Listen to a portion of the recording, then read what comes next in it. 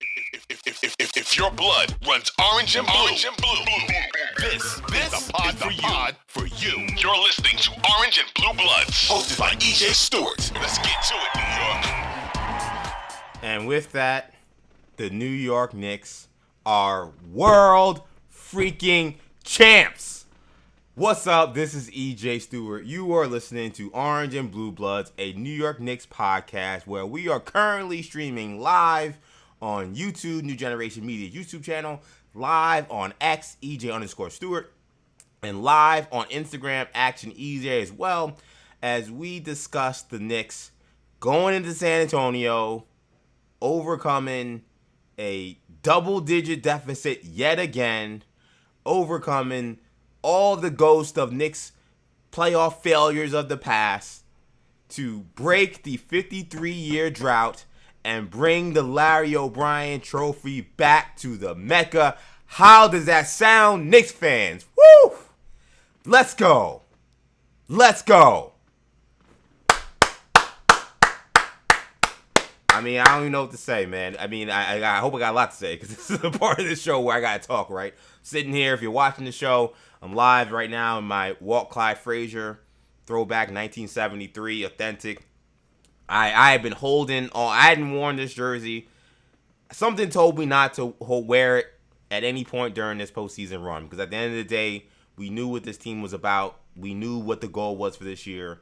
We knew it was championship or bust. And despite so many awesome moments during this postseason, something tells me, keep the Walt Clyde Frazier one.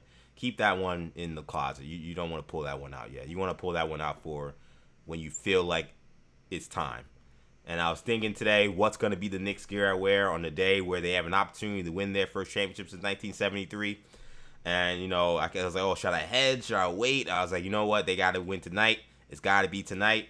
And if tonight's going to be the night, then I want to rock the jersey of the guy that helped the Knicks bring 2 championships back to New York City way back in the 70s, the greatest Knick of all time. This is who the Knicks were going to have to embody if they were going to win tonight. And when I think about who needs to embody Clyde Frazier, there was none other than Jalen Brunson, the new era, all-time Knicks great point guard who cemented his status as one of the greatest point guards of all time. And I say these words and I say these things, and it's crazy to say, but you can jump out the window with anything you want to say about these Knicks, as long as it's positive. Jalen Brunson, one of the all-time great Knicks. All these guys are on the Knicks. Many of these guys will now see their numbers in the rafters forever. This is a team that is going to be immortalized in the city of New York. I said it on WFAN last week, and I'll say it here today. When I think about how this team united this city, how insane this city is going right now for these Knicks to have won this championship, I think this team is going to go down as the most beloved team in the history of New York sports. And when you talk about what they had to do in this game, because this was not a game that came easy at all. Spurs, certainly on the defensive end, absolutely brought it. But what it was going to take to find a way to claw another victory away from the jaws of defeat. Every single one of these comebacks, it's been something different. But what we had not seen throughout this entire series was a vintage, virtuoso performance from Mr. 1A, Mr. That Dude, Mr. Fourth Quarter, Captain Clutch, Jalen Brunson. Jalen Marquise Brunson walked into San Antonio, Texas, and absolutely burned it down. What a performance. 45 points, finals MVP. All of the whispers and chirping like, oh, they may win, but it's going to be, and I'm not dissing OG at all, but because, you know, we needed OG, we needed Cat, we needed everybody to win this championship. But you hear the whispers. Even the thing about the Knicks is even when the Knicks are doing well, it can't be just complete overall praise. It's got to be some kind of backhanded stuff. So it's like, oh, the Knicks are winning, but I mean, he may not win Finals MVP. Like any Knicks fan gives a damn about that. Like, we trying to win a championship. Because, I think it's going to be OG or I think it's going to be Cat. And listen, those guys didn't have it last night, and that's fine. That happens. They have been great in large stretches of this series. The Knicks obviously aren't here in this moment without OG Anunoby. And not only the two historic plays he made that I said in the last episode, 2 of the greatest plays in the history of New York sports. But also just the game he had. I mean, the 2 plays kind of overshadow the fact that the guy had 33 points and shot like 70% from 3. I mean, he had an awesome game. So of course we're not dissing those guys. But just thinking about Jalen Brunson and just so much of the chirping about his game, who he is, his shortcomings, why the Knicks wouldn't be able to do it, why he couldn't get them over the top. And in a game where very few Knicks really had their offense, where once again the referees did not seem to want to let Karl-Anthony Towns play basketball, Jalen Brunson went up against those elite defenders, these guys that supposedly have had his number, and absolutely torched them. Absolutely torched them. And what was so great about this performance for me from Jalen was shot making was there. But it wasn't also just the shot making. I thought his decision making, his reads, and how he took care of the ball also were elite. And against this team and how they can force turnovers, how they speed you up, all the things they do, for Jalen Brunson to put on that performance against those defenders, basically with Karl-Anthony Towns not playing, with no one else being able to hit a shot, the team scored 94 points and he scored 45. I mean, are you kidding me? I mean, we've said over and over again, some to the laughter of others who do not understand who Captain Clutch is, in talking about how this is a guy whose clutch ability and playoff performances rival Michael Jordan. And I can't think of a more Michael Jordan performance than what you saw from Jalen Brunson in Game 5 of the NBA Finals that brought back the Larry O'Brien Trophy to New York City, to the Mecca, scoring 45 points down the entire game with no help, basically, offensively. Shout out to the Knicks defense. I thought the Knicks as a team defensively were awesome in this game, but offense just couldn't get it going. It was cap or bust, and it was Captain Clutch time tonight. And Captain Clutch is the reason why the Knicks can now say that they're NBA World Champions. This is amazing. Shout out to Petros on Instagram. I can't post my Instagram comments because I don't know, something's wrong with the system. But I see him there. He says, "Let's go, baby. We did it, baby." Damn right, Petros. We did it, baby. Damn right. Shout out to my dad in the YouTube chat. You want to get in the chat? Now's the time to go. Oh, look at Andrea. Lovely Andrea. You want to say hi? She don't want to say hi. Bringing the bubbly. Bringing the bubbly. You gotta have the bubbly when you win a championship. I had a bottle earlier. She didn't bring the bottle, but she brought a glass. A toast to you, Knicks fans. And I really, I'll probably record another episode tomorrow that'll be more structured. Won't be maybe so hyped as I am right now. But I'm kind of freestyling. We will hear from a lot of folks. We're gonna hear from James Dolan. We're gonna hear from Mike Brown. We're gonna hear from Jalen Brunson, Mikal Bridges, Cat. We're gonna hear from a bunch of folks. But before we hear all that, again, this is a fun episode. Again, for those listening, it may sound a little different because it's a live version too. So I'm interacting with the live audience that's gonna be with us. But I'm raising my glass to you, Knicks fans. I'm raising my glass to you because you know what we've been through. You suffered through the 90s heartbreak, losing to Jordan in 92, losing to Jordan in 93, Charles Smith can't make a layup, getting blocked, losing to the Rockets in 94, John Starks 2 for 21. You sat through 98, or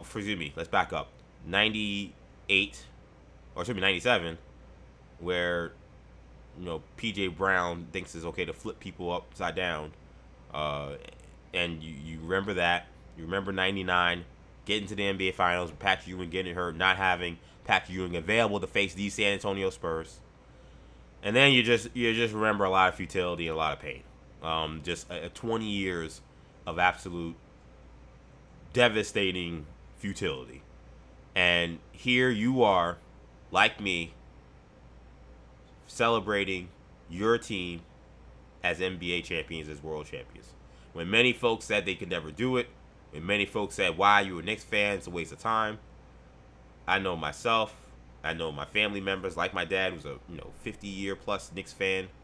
So many people that have, first of all, that aren't even with us anymore. I'm thinking about my late grandfather. I'm thinking about so many folks who or Knicks fans who did not see this, but I know they are all with us in spirit. I'm raising my glass to all of you, because you absolutely deserve it. The way you've supported this team, the way you've built this community, it is one that is special, unique. Don't let anyone else ever tell you anything otherwise. And you are the reason why the Knicks are world champions.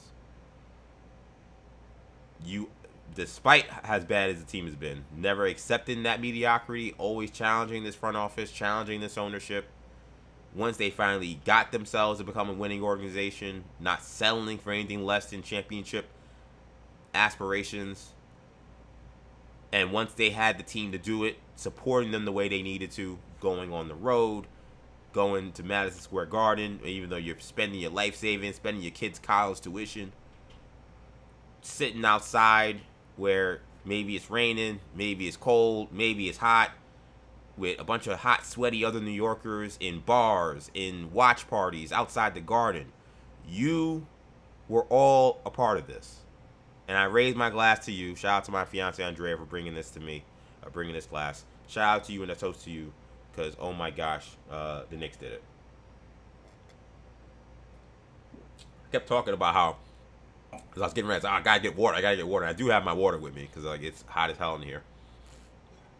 But I was like, I get my water, and then Andrea brings me champagne. Quite unique. Shout out to my guy Ariel, man. I wish you were with us tonight. My friend Ariel.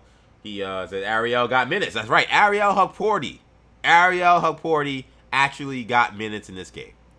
And again, was not ideal that he did. But hell, even he went out there and made plays. He had one of the best plays of the series. This incredible block on Luke Cornett on the alley-oop that I don't know how the hell he got to that ball. Ariel Hukporty got minutes.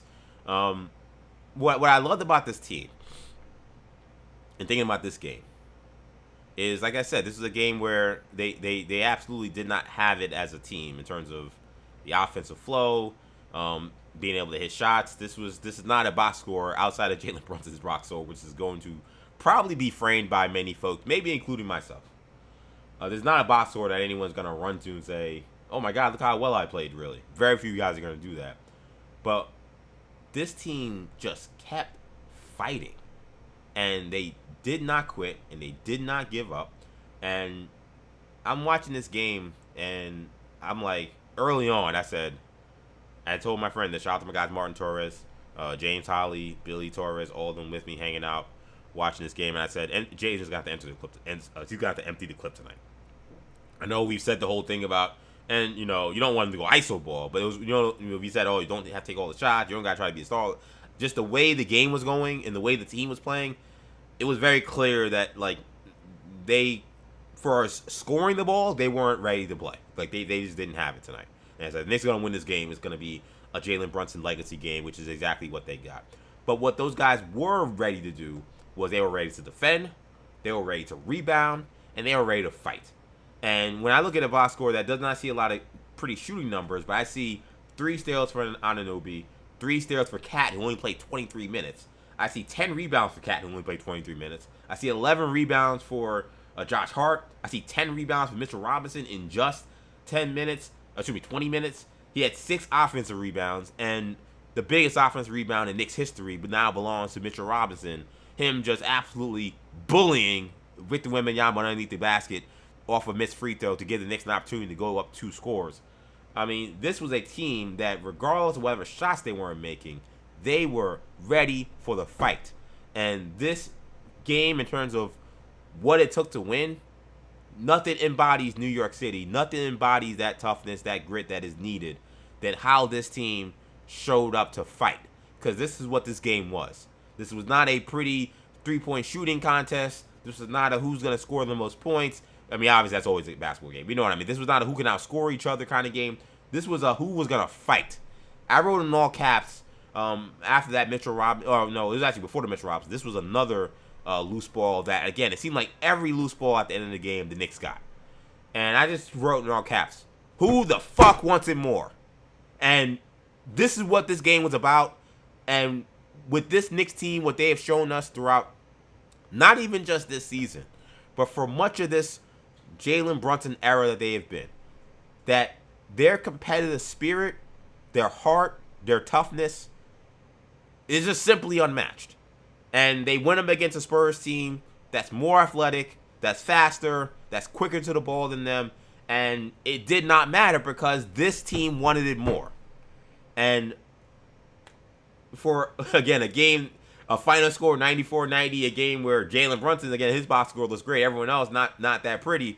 In some ways, it is the prettiest score because it's like the Knicks were leaving that city and leaving that arena with that damn trophy.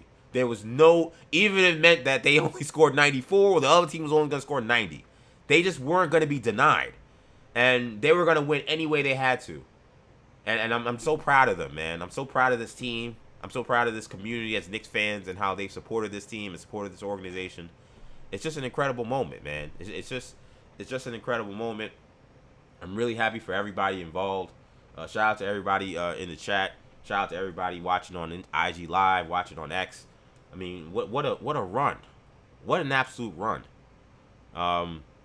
We'll hear from some of the guys as I collect my thoughts as we think more about and reflect more on the fact that the Knicks are world champs. It was emotional. My friends are going crazy. I'm like basically on the verge of tears as you know the clock hits 0. I'm still kind of stunned. Like I always say, man, I'm a tortured sports fan.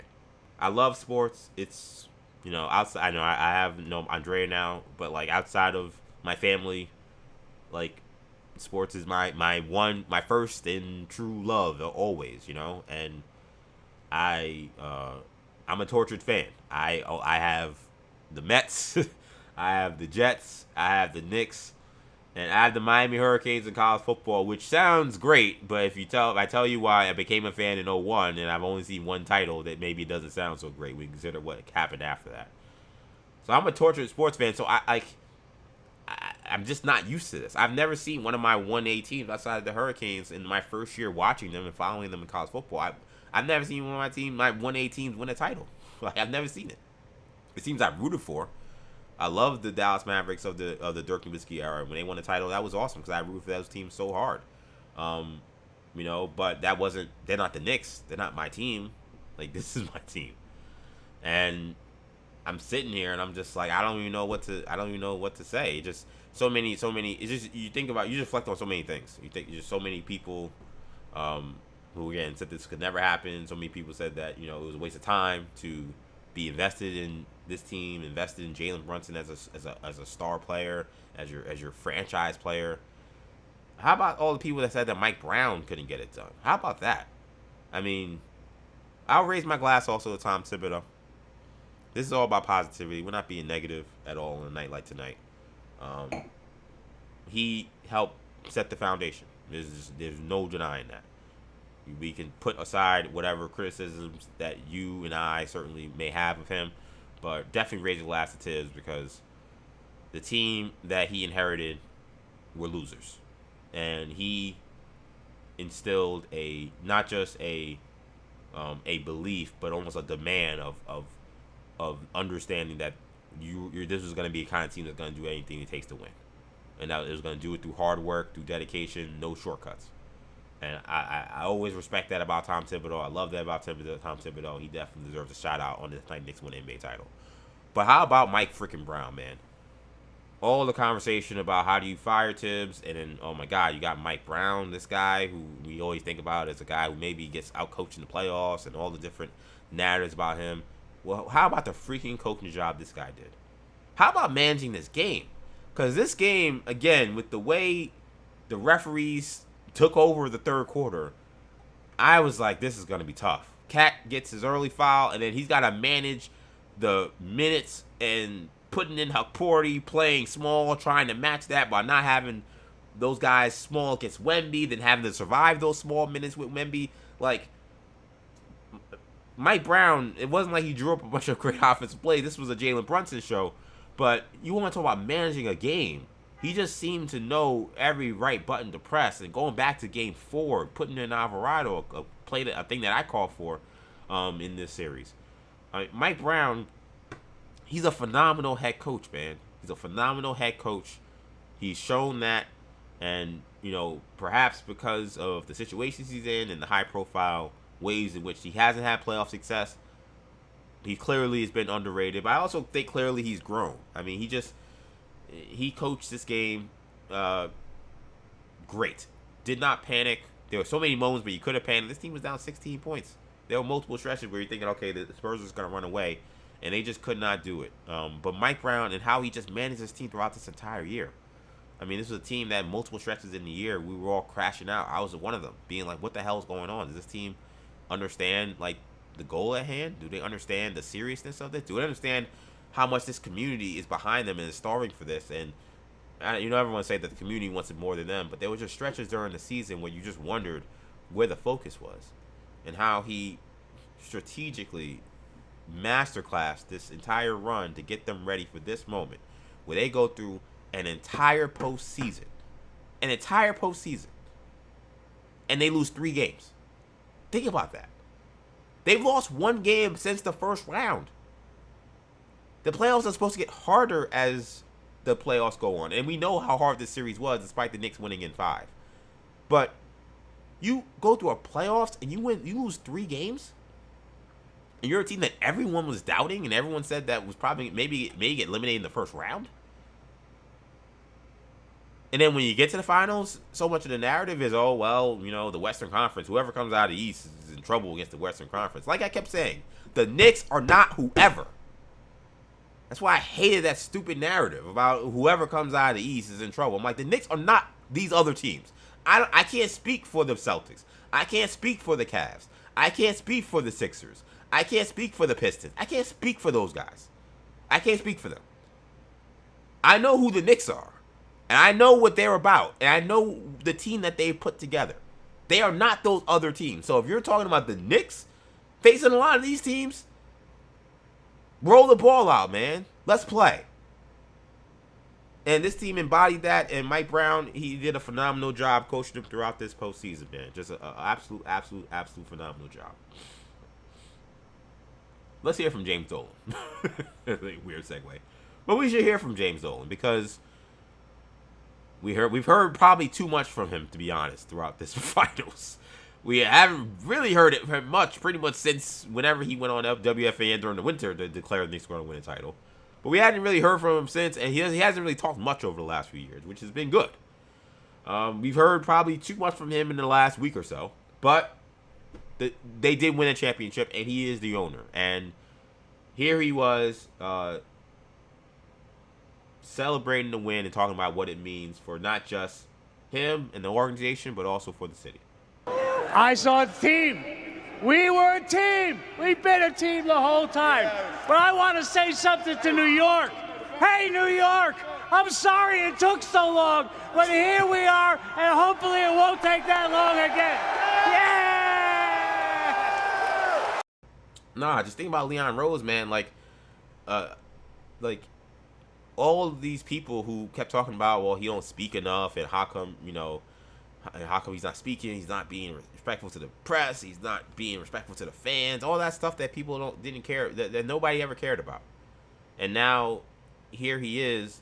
He don't get mentioned enough as being one of the best executives in basketball right now. You hear everything about guys who end up getting fired. We kept hearing how great Daryl Morey was. And this guy doesn't even have a freaking job. He's on the unemployment line. Leon Rose, because he doesn't talk to the press, he doesn't, he has shaking enough hands and kissing enough babies. We're talking about some of the best executives in basketball. He gets forgotten about. We hear about Brad Stevens. We hear about all these guys. If you mention in any of the top basketball executives right now in basketball, in the NBA, you don't mention Leon Rose, shame on you. He is one of the best front office people in the NBA. He built a champion out of nothing. Literally nothing. This was a team that was one of the worst teams in the NBA when he was hired. And now they're champs. So again, Leon Rose, you deserve this day. Here was Leon Rose talking about how proud he was of this basketball team. It's really, there aren't really words you can put into what these guys have done, the character that they have, the fight they have, the grit they have, the never say die. That is incredible the run that they've been on. Yeah, that's kind of what I started with, man. Like, this team's grit. And, I want to speak on that too, because it's something that I've criticized them about them with. Not necessarily that they don't face adversity or all that stuff, because I used to always hate that stuff. But there were times where people like to stun on this team, people, trash talked and maybe play dirty. We saw that in this series for sure. And you kind of, because the most living fans, the only example of real grit and toughness that we saw were the rough and tumble Knicks of the 90s, where if you tried to pull that stuff against them, they would literally fight you. And they didn't win a title, but they got real close, and they're beloved, and they will always still be beloved in the city as they should. But I think some folks looked at this team, and while they made comebacks, they showed how tough they were playing through injury, overcoming injuries, all the different things that show toughness. Sometimes when those other teams would try to punk them or try to clown them or try to clown the organization or clown the city, sometimes it was, why doesn't this team fight back? Why don't they throw an elbow? Why don't they clothesline a guy? Why don't they start a fight? Why are they letting the Draymond or the Trae Young or whoever the guy is be this irritant and be this annoyance when that would never stand from the guard in the 90s? But what I appreciated about Leon Rose was when he looked at toughness, he wasn't trying to cosplay what happened in the 90s, because the 90s are over. That team and that era and those two different 90s versions that we had, they were amazing. And I love them. That's a team that, the reason why Allen Houston's up here. I love Allen Houston. I'll be real though. H2O, I get a feeling that OG Anunoby may be here next year. I'm being real.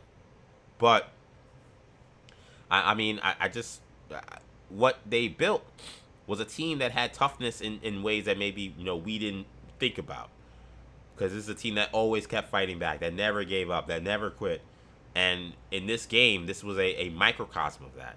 So many times the Spurs put them in a situation where the Knicks could have said, you know what, we got one coming in New York. It'll probably be a lot sweeter and greater if we win it in New York anyway. I don't know if you could bank on better whistle. They just never got good whistle in this series. But maybe think, hey, maybe we'll get better whistle when we go back. And maybe they could have thought that. And this team, once again, just showed how tough they were. They just showed that they were the tougher team, that they wanted it more. And Leon Rose built a bunch of dogs, man. He built a team full of dogs. He built a team full of dogs. We're going to get back to that in a second when we get to Mike Brown's sound. But, I mean, it's like this team, it's not the 90s Knicks, and again, that they'll intimidate you and fight you, but they embody New York toughness just as much as those 90s teams did, and just as much as any team that's ever played in the city did. So, once again, all the love to Leon Rose. I did mention Jalen Brunson, of course, at the top. He is Finals MVP. He scored 45 points in this game. He was just dazzling. This was one of those games that, any Knicks fan is going to be telling their kid, their grandkid, their grand nephew, whatever. They're going to be grand nieces, daughters, everybody. You're going to be talking about this for the rest of your life, what Jalen Brunson did in Game 5.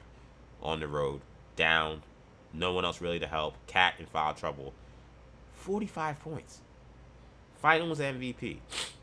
And I said this before, and I'll say this again before we hear from Jalen. Once again, it was why Knicks fans and myself took this criticism of Jalen Brunson so personally. This notion that he was not someone that was capable of leading his team to a championship. Because it felt so soulless to talk about him like that when you watch him as a competitor. Some guys just have a special it. Some guys, when the chips are on the line, they're gonna come through, or damn near they're gonna come through, or they're gonna die trying, right? Like, that's just, he has a special trait about him when the chips are on the line, or when his team is down, or when he has to come through in the clutch, that he knows how to get it done, and he knows what it takes to win. He's an absolute winner. So, he may not be 6'8". He may not be the fastest. He may not be the shiftiest. But that guy knows how to win. That guy knows how to score the ball. And that guy knows how to lead. And if you're talking about a 1A, 1B, whatever you want to say, I just think that I just question how much you either know about Jalen Brunson or how much you know about basketball to think that a guy with that level of competitiveness could never have won a championship. And now he's a champion. and now he's a Finals MVP. And the Knicks would not have been here at all without Jalen Brunson. Here was Jalen Brunson when he received, well, this was before he received the MVP award, but talking about what this championship run means to him. More so talking about how rough the Knicks started this game and how he figured out that they could find a way to come back in this one. I don't know. For some reason, I feel like the game for us starts 30 minutes later than it's supposed to. We didn't show up at 8:30. We showed up at 9 o'clock.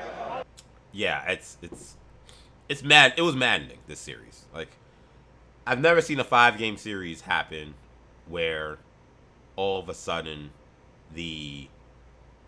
what's the word? What's the name? Like, you basically were dominated for most of the series. I've never seen that before. I'm sorry. I've never seen that before where I would love to see the final number on how many I'd love to see the final number on how many minutes the Knicks actually led in this series. I think coming into this game, the Spurs had led for like 100 and something minutes, and the Knicks had led for something like I want to say, I don't know, like 30 something. I get the feeling it's not good, that those numbers aren't going to increase very much for the Knicks. The Knicks took their first lead in this game in like the fourth quarter, so it's crazy that they were able to do this. I don't know what led to these starts. What I will say is, I felt like, and watching this game, and I posted it on social, I just felt like the Spurs, they've come out with great defensive energy, great defensive pressure. They've been on it in terms of how they've performed defensively. It's just so hard to play that level of defense with that 94 feet ball pressure for 48 minutes. You maybe could do it for a half. Maybe you could do it even for 3/4. But I think what we saw from them, I felt like at the end of the games, was I felt like you saw them wear down. And as this game was going on, I said it, I was like, Spurs defense has been unreal, like it's been the rest of the series. The Knicks aren't making shots, like it's been the rest of the series. I just wonder if the Spurs are going to be able to keep this defensive pressure up on Jalen Brunson and continue to be quite as dominant in that. Like, because they were dominant, and not necessarily guarding him. He was still scoring in the first half, but just getting inside their offense, just the overall pressure. And Jalen Brunson, shout out to his conditioning. I mean, what he put his body through playing against this team. And really, the whole run. Like, all of these teams are basically trying to do the Indiana Pacers, blueprint of wear Jalen Brunson down, pick him up 94 feet, grab him, pull him, do whatever you can to consistently get him to be knocked off of his game. And it's just hard to keep a guy like that down for 48 minutes. It's hard to keep a guy like that down for 5 games in a row. Like, eventually, your body starts to wear down. He starts to figure out where to get his shot off, where to get his spots. And then the nerves, they start to go away. Earlier in the series, I think some of the shots he was missing that he normally makes, some of that is nerves, some of that is maybe a little tense here in the NBA Finals. That starts to go away. And then now you're just ready. You're just balling. And in this game, it was so crazy watching because it's the NBA Finals. It's an elimination game, and you're like on edge. But it felt like I was watching any Knicks game in the regular season. That's what was so special about it. I'm like this feel like just a regular season. Jalen Brunson, teams trying to take him away, they deny him the ball. It don't matter. It doesn't matter what they're gonna do. Jalen Brunson's gonna get the ball. He's gonna get to his spot. He's gonna make a play. Jalen Brunson's gonna get the ball in transition. He's gonna push it. He's gonna finish at the rim. The fact that he's able to bring his game to that level in that situation with everything on the line on the road, despite the Knicks crowd, I almost called them the Garden crowd, but the Knicks crowd at Frost Bank Center being just as loud as the fans were for San Antonio, it was like it just could have been a regular season game in terms of how dominant he was. So incredible performance from Jalen Brunson. Here was also Jalen and his dad, because Rick was brought up obviously as well. Jalen Brunson, of course, was named Finals MVP, and Rick and Jalen were asked what it meant to share this moment. This is crazy. Couldn't imagine this, but we're excited as a family, as a team. It's just great, man. I have no words. I'm just so excited. You grew up watching this guy. You learned a lot about the game from this man. What does it feel like to stand next to him holding that trophy and the Knicks having this trophy, Jalen? It's everything we dreamed of. It's why I came to New York.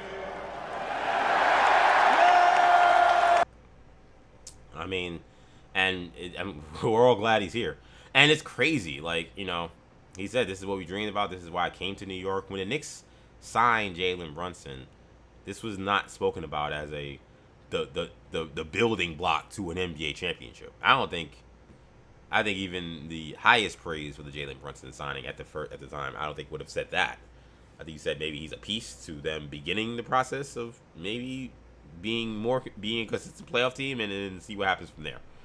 The fact that he is now again Finals MVP, leader of a team that won an NBA championship, brought a championship back to New York for the first time since 1973.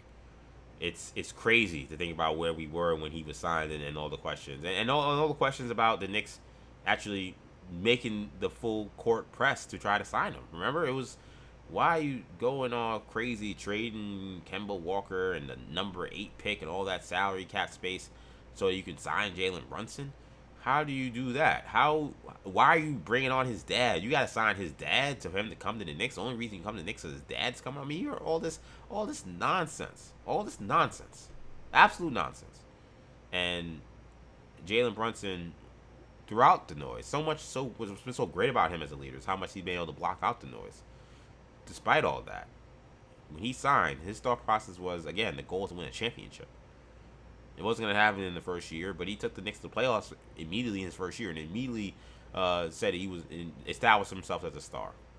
Someone on social media a couple weeks ago, they posted, like, what was the game that made you know that Jalen Brunson was like that?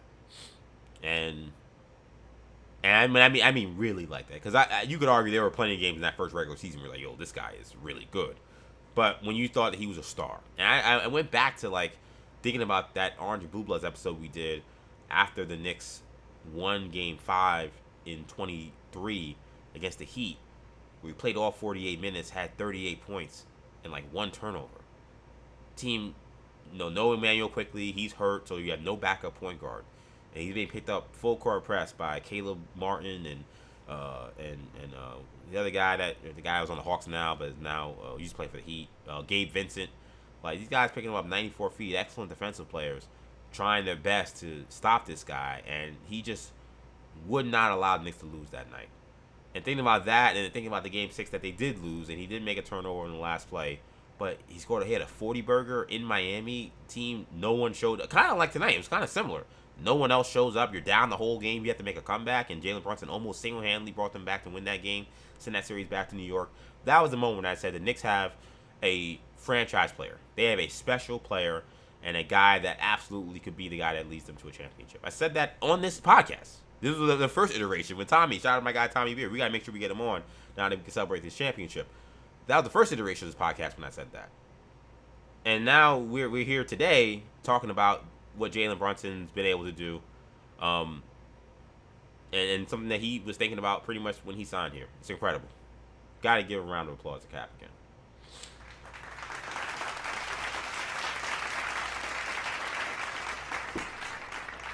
Absolutely incredible. Absolutely incredible. Again, Mike Brown, amazing coaching job throughout this stretch. Let's hear from Coach Brown. Funniest moment probably during this. There was a lot of funny moments. The funniest moment during this trophy presentation was Mike Brown being introduced as a song that I didn't actually play leading up to the series, but I actually still don't know the context of it because I only seen the non-context of it.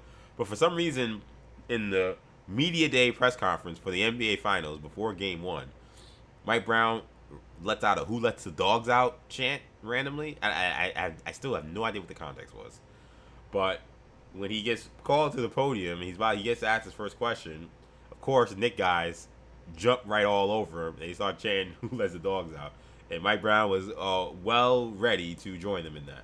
Years ago, but I'm thinking you prefer this outcome a little bit more. Hey, who let the dogs out? Who let the dogs out? Who.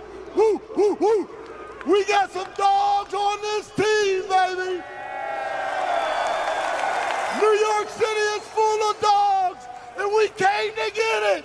Who let the dogs out? Who let the dogs out? I don't even know what to say to that. Mike Brown's what a character. What a character. What a guy. Again, we're all thankful to have him as head coach. Very funny moment there. But in a more serious note, when it came to just Mike Brown, when he was asked just like what does it mean to be a champion head coach, he talked about the great support he had, not just from the Knicks staff, but also us in the Knicks community. Man, it's amazing. It's surreal. I still can't believe it's happened. I'd like to thank Mr. Dolan, Leon Rose, my entire staff, man. My entire staff was phenomenal. All the players. Just as importantly, I'd like to thank all the fans in New York because you guys are freaking great, man. You make this thing surreal. You're unbelievable. You're unbelievable. Nah, no, he's right. I mean, I'm glad he gave that shout out to the Knicks fans. I think he kind of was I don't remember exactly Leon's first answer, but he was first on a really shout out the fans in terms of how their support helped them win this. Because he's right. I mean, you look out into the crowd, and you could see it from the beginning. All the blue and orange that was in the crowd. What was crazy to me was as much blue and orange that was in the lower bowl by the time this trophy ceremony begins. There was one shot that kind of showed a wider shot, and you could see all these Knicks fans are also were in the upper deck. Like, I don't think we still will have a real serious, like, I don't know if we'll quite fully, grapple with how many Knicks fans were in there, just seeing the shots from the lower bowl. Because I was like, wow, the top of that thing is filled. It was filled with Knicks fans up there. It was crazy. And you could hear them when the Spurs were trying to chant "Let's go Spurs" or whatever, and the Knicks fan chanting "Let's go Knicks" down the stretch. I'm hearing defense chants on the road. Like, it was unreal. But yeah, no, Mike Brown, what a job.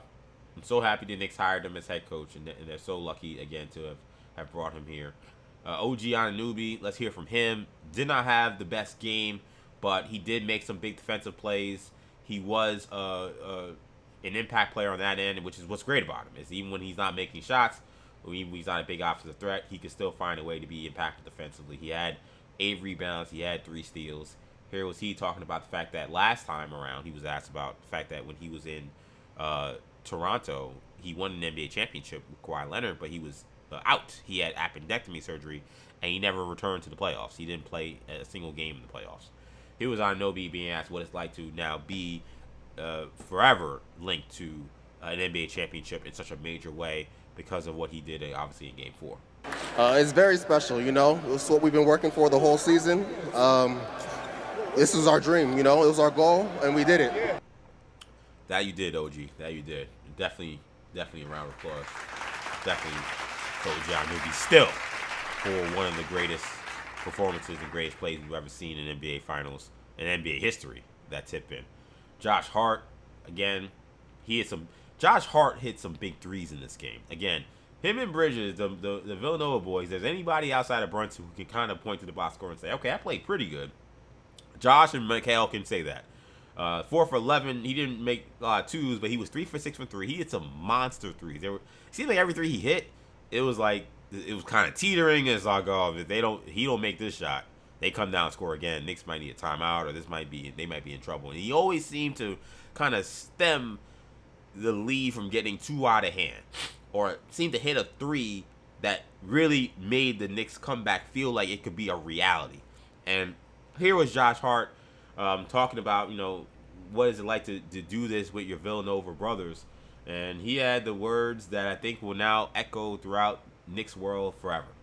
Hey, man, forget them picks. Forget them picks, dog. We here. We here. We here. Yeah, man. And I'm glad he kept it PG, because in the non-PG version of F them picks is what we've been talking about when it comes to Mikal Bridges. And that is certainly what we're going to say now. There will not be a single person who will sit around and talk about those picks ever again. Mikal Bridges he was one of the few guys that had a really good game. He was 5 for 10. He scored 14 points. He also hit some huge threes. He played some great defense. He was phenomenal. He had a great game. And, it wasn't like he had 30, but like in a game where points were hard to come by, he's the only Knick besides Mitchell Robinson, who was 1 for 2, who shot above 50% outside of Jalen Brunson. So it just speaks to like a game that was a nip and tuck game, that was a rough and tumble game. Mikal was ready to score and ready to shoot, and he was phenomenal in this one. Mikal was also asked about what it means to do this with his Villanova guys. Yeah, it's great. I call these two my brothers ever since, I've been with them, at Villanova. But it's great to call all these other guys my brothers too, man. Without them, we wouldn't be here. So I'm proud of everybody. We're very grateful. Yeah, we're all grateful for you. We're all grateful for you, Mikal. And again, I know one thing. I will never think about those Nets picks again. I think it's fair to say the Knicks won the Mikal Bridges trade. I think we can fairly say that. I see a Larry O'Brien trophy coming to the Mecca. I, in my future, see a banner that's going to be hung up to the rafters celebrating the 2026 NBA champions. I could care less what late first-round pick the Nets are going to have for the next 6 years. I do not care. And no Knicks fan should ever care about that. Or what trade could have happened if they kept the Mikal Bridges picks here and didn't have him here. I don't care about that either. I don't care about Giannis. I don't care about any other star you want to talk about. The Knicks are NBA champions. They already had their star in Jalen Brunson. They needed his running mates to help him, and they got one of the Villanova guys to do it, and now they're champions. So all the praise to Mikal Bridges for his efforts. And then we'll also hear from Karl-Anthony Towns. I feel bad for Cat in the sense, I mean, he's a champion, so it's very hard to feel bad for. But just that, like, this was a stupid game. Like, he had a couple of plays that he wanted to have back when it comes to the fouls. And he didn't really get in any offensive rhythm. But, I mean, the referees, I thought, were just, it was ridiculous. That second foul they called on him, I just thought was one that you have to let go. Like, Wembanyama's going for an alley-oop. He barely gets touched. Like, in a game that's that physical, I know you want to protect guys in the air. For how much they have protected Wembanyama, you want to talk about protecting Wembanyama in this game. Give me a break, what they were doing to protect him. It just seemed like the tickiest of tack fouls that they wanted to get the Karl-Anthony Towns, they gave him. Every single one. And it's why he fouled out. And he had 5 turnovers, but he was an impact on the glass. He did have 3 steals, and he was active defensively. He still made an impact, even though he only scored 2 points. But Cat, I thought, was really eloquent in his words, celebrating this win and talking about the journey it took for him to become a champion and why he's so thankful for the Knicks community for helping him do that. You work your whole life for this moment. Throughout my career, I've seen myself fall down. People tell me to stay down, and I got back up. Even when I was in the mud, and I kept putting my left foot in front of my right foot. I kept trusting God. I kept trusting my faith. I kept trusting the work. And at the end of the day, like this team has always said since the beginning, it is written. This was written for New York, and we went and got it done today. And it's because of all the brothers here, because of the fans. It's because of all y'all. And I appreciate everyone, but y'all heard my story, y'all know my story, and I just want to say, thank you, Mama. I appreciate you getting me one. That's what I'm talking about, is his late mom, who, of course, died of COVID during the COVID pandemic, which was a very high-profile case during that COVID pandemic. She was one of the first high-profile people to pass away. And Karl-Anthony has talked about her a ton and how much he's been praying on her guidance throughout this, and hope he's found peace throughout this final run, and his mom being able to help him with that. And when it comes to him as a basketball player, another guy you want to talk about, like, he may not be a second-round pick like Brunson and Hart are. He may not be a guy who was traded on draft night like Mikal Bridges and just discarded. He was the number 1 pick in the draft. But you want to talk about the guy that's made most disparaged on this team throughout his entire career. It's probably Karl-Anthony Towns. Too soft, too finesse, too out of shape, doesn't play defense, not physical, doesn't have the mental makeup. Like, you've heard everything about why Karl-Anthony Towns could never be an NBA champion, and why anybody that was going to be relying on him to help them win a championship was basically about to run into a brick wall. Karl-Anthony Towns, his sacrifice this season, his ability to adjust, his ability to adapt to what the Knicks needed when they shifted their offense midway through this postseason run. All the credit in the world, man. All the credit. And turning himself into a hell of a defensive player. I mean, we didn't even talk about Victor Wembanyama because there wasn't much to talk about that guy. He had 19 points. He was 7 for 19. He was an impact because he's tall. He had 5 blocks. Okay, yeah, he's tall. He had 14 rebounds. Yeah, he's tall. He played hard, but he wasn't an impact. He wasn't an offensive impact, at least. Not defensively, we know with it, but offensively, he was not an impact. And Karl Anthony Towns had him locked away and threw away the key. Locked him up. Mitchell Robinson locked him up. But for Karl Anthony Towns, a guy who was spoken about for so long in his career, someone who could not defend, who did not care enough on the defensive side of the ball to be a champion, for him to take the challenge defensively throughout this entire postseason run. Because we've talked all about his offense and his passing and how much he became Karl Anthony Jokic. And I love the jokes. I've been a part of that. But for Karl Anthony Towns also to talk about, him developing into the defender he became in this postseason run. Again, he had 3 steals in this game. He only played 20 minutes, 23 minutes, 3 steals, and a block. He's been active the entire run. Last year was a referendum, I think, on his entire game, that series against the Pacers. He didn't get enough credit, I thought, for how well he played offensively in that series. But defensively, the Pacers attacked him. And the Pacers attacked him, and they attacked his conditioning. I thought he was out of shape. Or at least not in the shape needed to be a champion. He may have been in good enough shape to score 20 and 10, good enough shape to be a good offensive player, but to be two ways, Pacers knew that, and they attacked him, and they exposed his defense.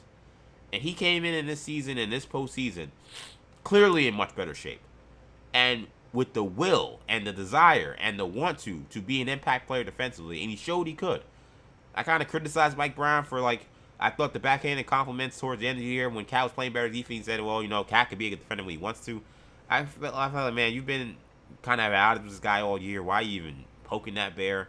Who knows how Cat would take that? But you know what? Mike Brown clearly knew what buttons to press. And shout out to Karl Anthony Towns for not taking that the wrong way and continuing that defensive effort he gave. He was phenomenal defensively in this game, besides the fouls, and phenomenal throughout the entire postseason run. So, again, big shout out to Karl Anthony Towns. What a job. I mentioned Vic, so let's talk about Vic again. They lost this game. It was a game that they, again, were ahead pretty much most of the game, but they seemed to lose control of this game in the second quarter and definitely in the second half. And Victor Wembanyama, for as great as he is, and he's certainly going to be one of the faces, if not the face of the NBA moving forward. He's an absolute superstar. But these are the trials and tribulations you have to go through to win an NBA championship in this league. It's very few people and very few guys who just show up in the NBA and then just show up in the playoffs that first time and win a championship. It's very, very, very rare, and it's very hard, and there's a reason why. Because it's the game within a game that you have to learn in order to know what it takes to become a champion. And oftentimes you have to lose to learn that. It's just the way things work. You realize, I gotta get stronger. Oh wait, I gotta work on my left hand. Oh wait, I gotta have a better basketball IQ. Oh, I gotta be in better conditioning. There's various different things you may need to learn about yourself, but it's rare you just show up and you have all the intangibles needed to win a championship. And the Spurs got damn close. They got to the finals and they beat the Thunder, and they showed that they have incredible talent on this team. We want to talk about Dylan Harper, 25 points in the NBA Finals game, closeout game. This guy was unguardable. Dylan Harper is going to be a future NBA superstar. Barring any injury, he was the only guy, and I'm including Victor Wembanyama. He was the only guy on the San Antonio Spurs that felt unguardable. And we could talk about maybe, well, why wasn't he playing more? Why wasn't he starting? Why wasn't he more the focal point of the offense? I will thank to the rest of my life, I will thank Mitch Johnson for how he coached this series. But Dylan Harper was the Spurs' best player. It was not Victor Wembanyama. At least best offensive player. You want to say maybe two-way Vic? Sure. But Victor Wembanyama, he learned, he definitely had some lessons to learn. And he was asked about that. And he says there's definitely things to be taken from this loss. I think that's compared to anything before, this is the biggest lesson of my life, the biggest learning moment. I can't tell exactly what the lesson is, but we're learning from that for sure. I'm learning more than any other time in my life before.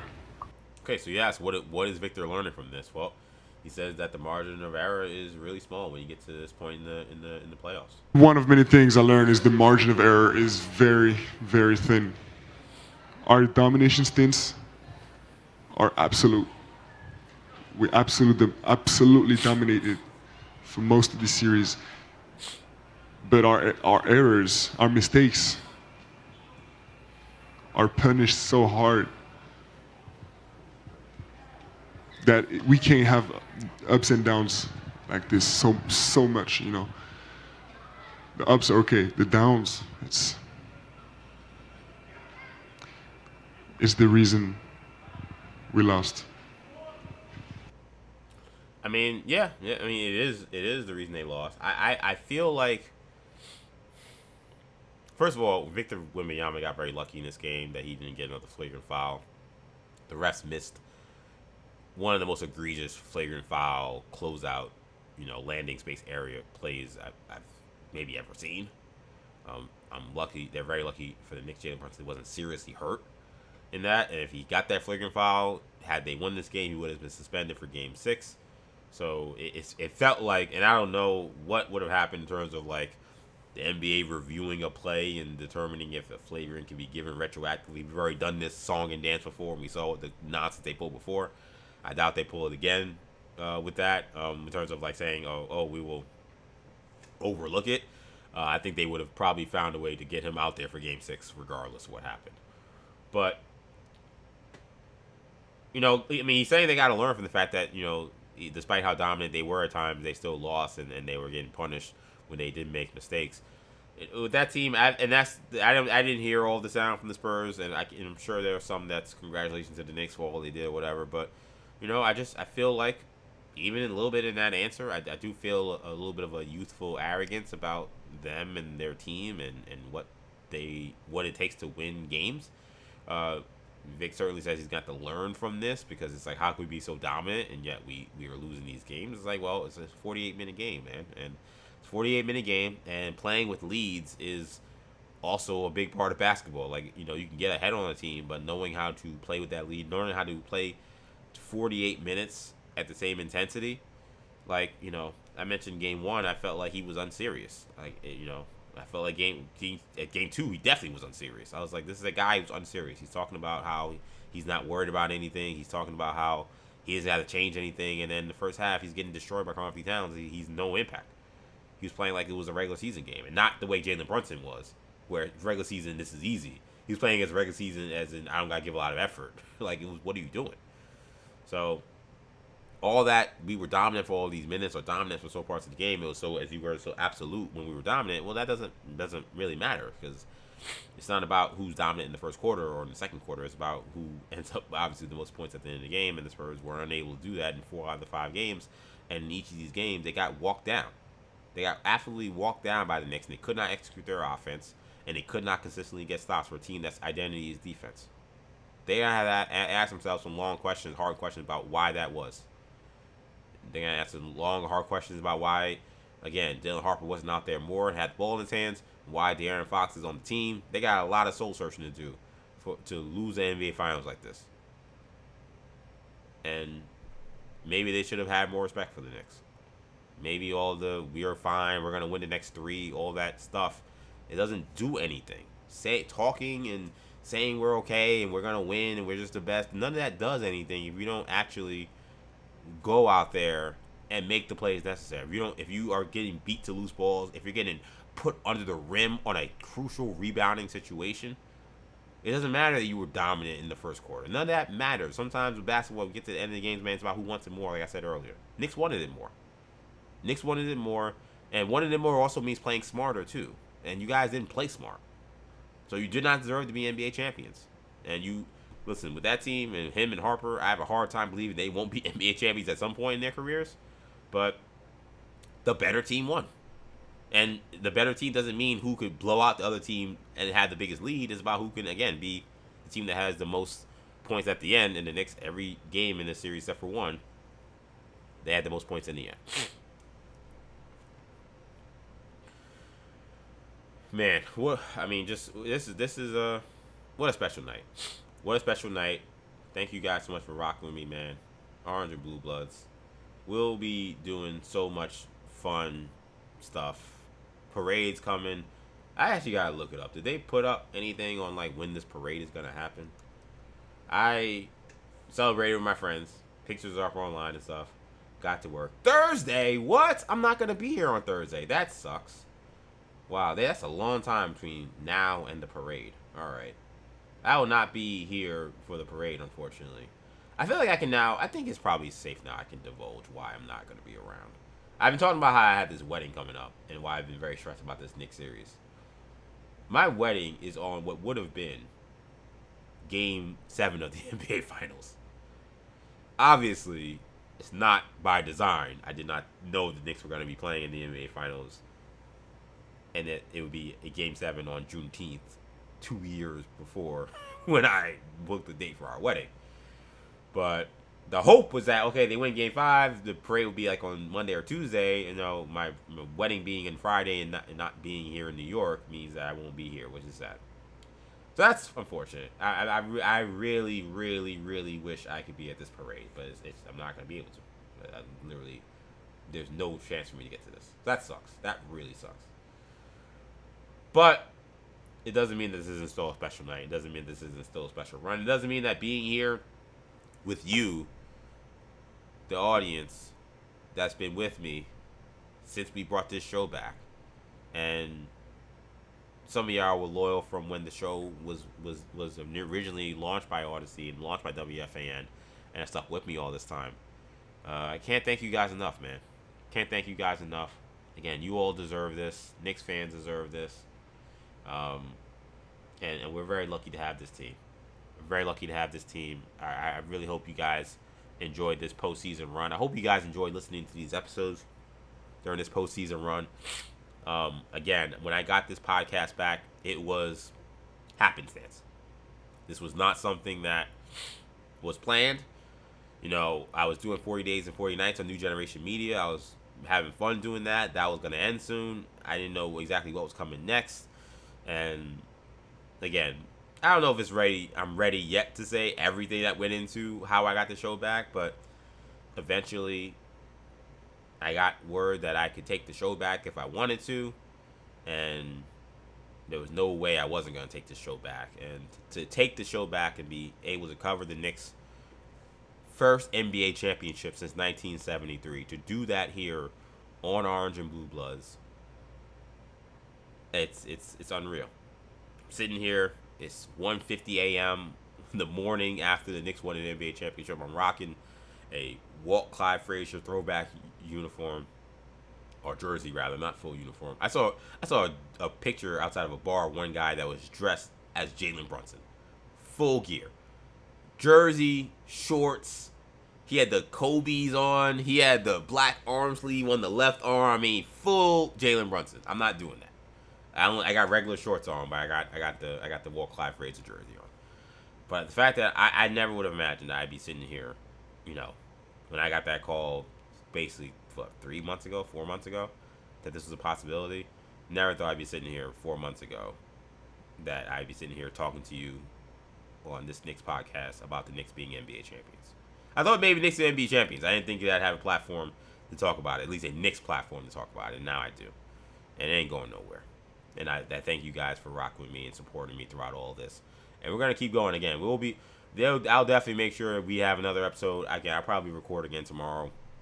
Maybe I'll record on Monday. Whatever the case may be, we'll have another episode of Orange and Blue Bloods. Again, if you want to get to that parade, the parade will be on Thursday.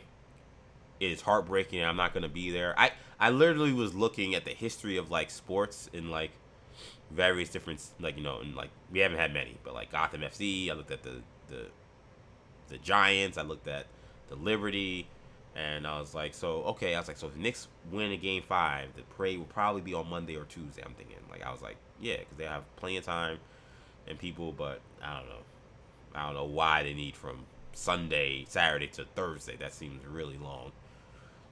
So you will not see me at the parade, but I will be there in spirit. Be there, have fun, be safe, and send me all the pictures and tell me how it is. But that's going to be unreal. That's going to be absolutely unreal. And what's great about this team is, it's a great place, I think, to leave it, is They won this year. They ain't going nowhere. No, I'm not guaranteeing a back-to-back or even saying, okay, let's think about next year. No, we're going to celebrate this one. But all I'm saying is the nucleus is all in their prime. Jalen's still in his prime. Cat's still in his prime. Mikal's still in his prime. Josh Hart's 31 years old. He's probably at the end of his prime, but he's still here. They got a team that's put together. OG Anunoby in his prime, 28 years old. Like, the guys that they have are not ancient. They're not old. They're not over the hill. There's some tread on the tires now. There's a team that's now gone through some deep playoff runs pretty much every year the last 2 or 3 years, but they're a contender. They're the champs. Let's change that. They're the defending champs now. But when you go into next year and you're talking about the teams that could win a championship, you gotta talk about the Knicks' opportunity to repeat, because that's the truth. Is that's what they're at. That's what's potentially on the table for them. They absolutely can, and that is what they're here to stay. And that's what makes this so great too. Is you don't feel like this is just all right. Now we go back to being the worst team in the NBA. Like, no, we're gonna see what there's more lore to be created with this group, which is so exciting. Like, the guys won in 70, and that was amazing. And then they actually went to another NBA Finals, and then they won another NBA Finals. Like, there's lore that they had to go through. They had to lose in 71 and 72, and then they had to get back in 72 and then lose to the Lakers, and then get back in 73 and then win. Like, then they trading for Earl Monroe. Who knows what future things will come for this team, and I don't know if they're going to win another championship with this group, but they're going to be in the conversation, and that's really exciting. That's going to do it, man. My nose is running. I'm sorry for those watching. I got allergies. I have no tissues by me, which is annoying. But this has been fun, man. I want to thank you guys so much for checking out this edition of Orange and Blue Bloods. Of course, you can catch all episodes of Orange and Blue Bloods wherever you get your podcasts. Just search Orange and Blue Bloods. Subscribe to the channel. Make sure you give me a 5-star review. Also, hit the auto download feature. All of those factors help. Again, search Orange and Blue Bloods wherever you get your podcasts. Hit the auto download feature and subscribe. Watch it on YouTube. Make sure you subscribe to the YouTube channel. New Generation Media is where you'll find us on YouTube. And of course, follow us on X, EJ_Stewart. Instagram, Action EJ. That's where you can find me on social media. And TikTok, Action EJ as well. That'll do it for now. The Knicks are freaking world champions. I'm EJ Stewart. See you later.